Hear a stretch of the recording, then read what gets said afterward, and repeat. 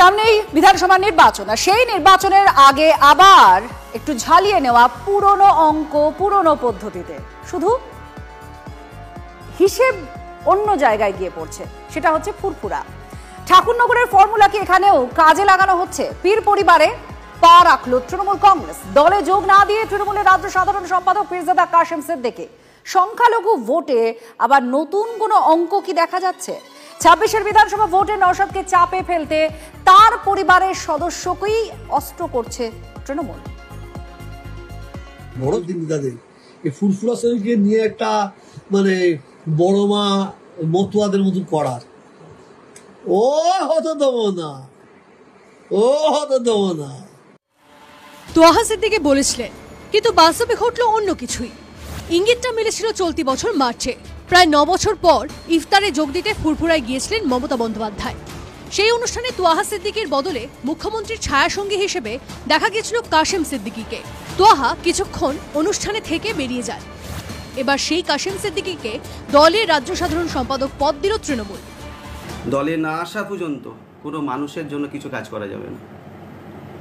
ওই জন্য সেই সিদ্ধান্তটা আমাকে নিলাম, মানুষের জন্য কিছু কাজ করতে হবে। ফুরফুরা শরীফ উন্নয়ন যে পরিষদ আছে, যে কাজগুলো আমরা প্রতিবাদ করেছি, ঠিক মতো কাজ হয়নি।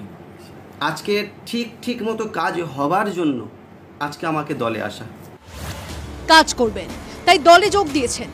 এবার কি ভোটের মঞ্চেও দেখা যাবে কাশেমকে?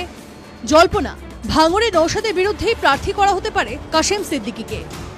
26-এ ভাঙড়ে কি তাহলে দুই পীরজাদার লড়াই? নওশাদ খোঁচাই দিচ্ছেন কাশেমকে। এটা আমি স্বাগত জানাচ্ছি। তবে ব্যাপারটা হচ্ছে দল চয়নের ক্ষেত্রে একটা দুর্নীতিগ্রস্ত দলকে চয়ন করে ফেললেন। শুধু ভাঙড় নয়, গোটা সংখ্যালঘু সমাজেই নওশাদের আইএসএফ এর বিরুদ্ধে তৃণমূলের বাজি হতে পারেন কাশেম।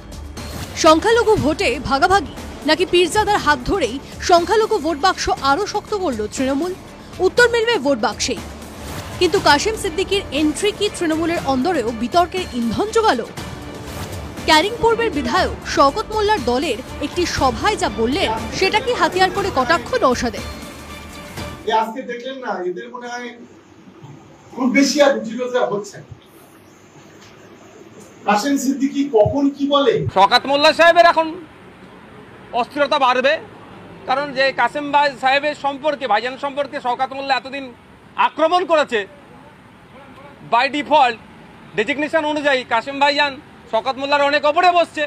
কাশেম ভাইজানকে এখন ভাইজান সম্বোধন করতে হবে, ফলে ওনার একটু ফাটবেই। তো ভোট এলে বারবারই খবরের সামনের সারিতেই উঠে আসে ফুরফুরা শরীফের নাম। নেতা নেত্রীদের যাতায়াতও বেড়ে যায়।